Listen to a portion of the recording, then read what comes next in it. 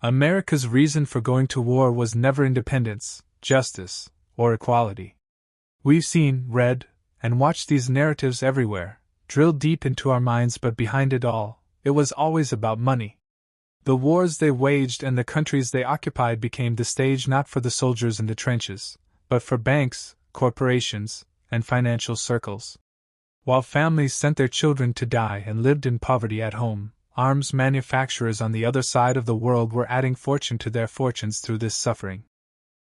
This ruthless order is nothing new. It all began with World War I. At first, America did not join the war. All of Europe was burning, the British, the French, the Germans, all trapped inside a giant machine that consumed people and money. Meanwhile, America watched from the sidelines and said, "There's an opportunity here." U.S. banks and industry became Europe's financial lifeline.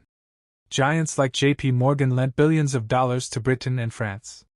Ammunition, steel, wheat, coal, all came from America. Of course, that financial assistance had to be repaid someday. Therefore, if Britain and France lost, Wall Street would lose as well. So even though the U.S. officially entered the war in 1917, in reality it had joined much earlier.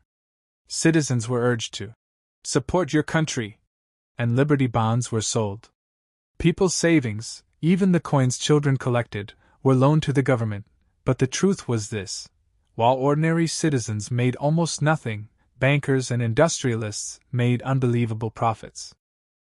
When this plan worked, it wasn't forgotten. In World War II, the same tactic was used on a much bigger scale. American factories were running non-stop even before the war officially began. War bonds were again sold to the public, and people poured in their savings once more. A huge part of the system had now become tied to the war machine. The abandonment of gold, the acceptance of the dollar as the world's currency, all happened during this process. While Europe burned, America gained both power and wealth, and the system they built worked so well that it became a permanent economic strategy during the Cold War. What they called military Keynesianism was exactly this: the economy stayed alive as long as the state kept spending on defense. And the result? War itself became an economic sector. Those who sold weapons were the ones who profited. Vietnam was the same. Billions of dollars were spent, inflation soared, the public paid the price, yet defense companies and financial circles kept winning. Maybe the war wasn't won, but money certainly was. In the 1970s, the petrodollar system was established. The fact that Middle Eastern oil could only be sold in dollars made the dollar's global dominance even more permanent. Today, investment in the weapons industry exceeds $800 billion annually.